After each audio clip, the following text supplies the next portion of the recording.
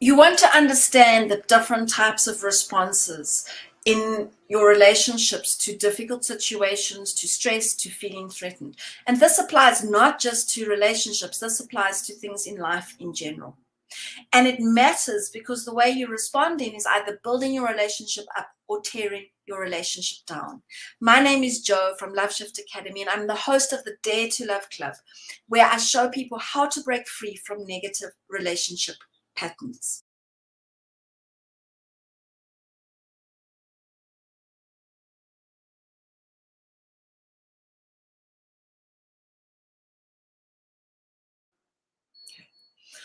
Then there's something called flop. And flop is what happens when freezing doesn't work. So flight, fight, freezing is not working for you.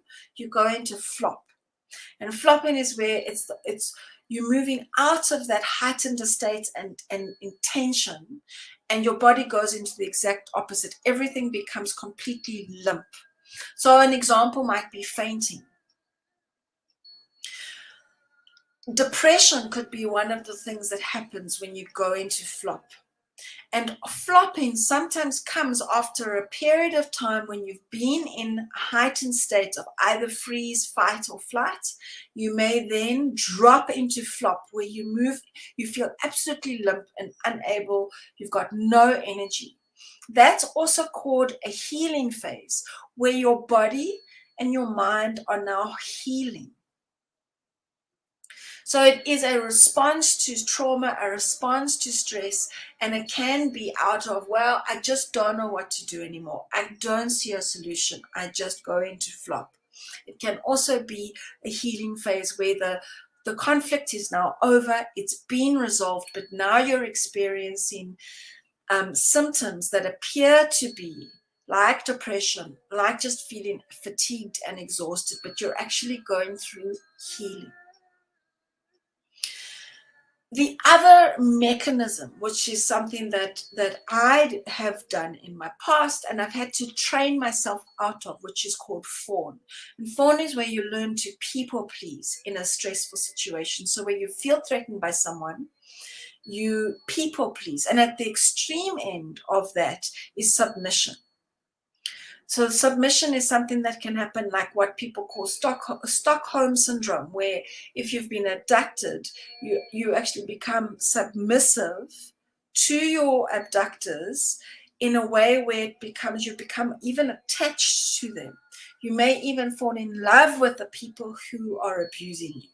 Or it might be a strategy that you're employing where you're being submissive, but you're doing it very strategically in order to get what you want. And it could be a strategy of manipulation.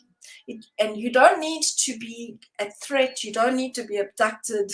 You don't need to be in a situation where someone is harming you to fawn.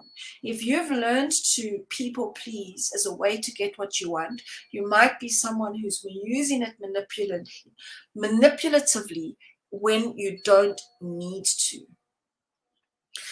I have a relationship inventory that I'm giving away this week. It's normally for my Dare to Love Club people.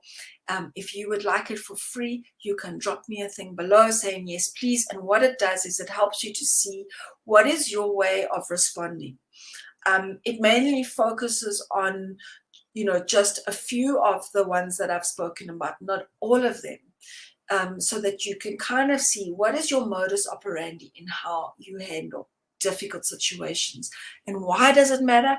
If you watched the video, if you watched my other video, it matters because the way you respond in your relationship is either building you up, building your relationship up, building the other person up, or tearing you down, tearing the relationship down, and tearing the other person down. So if you want to know how to build strong relationships, your relationship responses to difficult situations matter. My name is Jo from Love Shift Live, and I will see you tomorrow.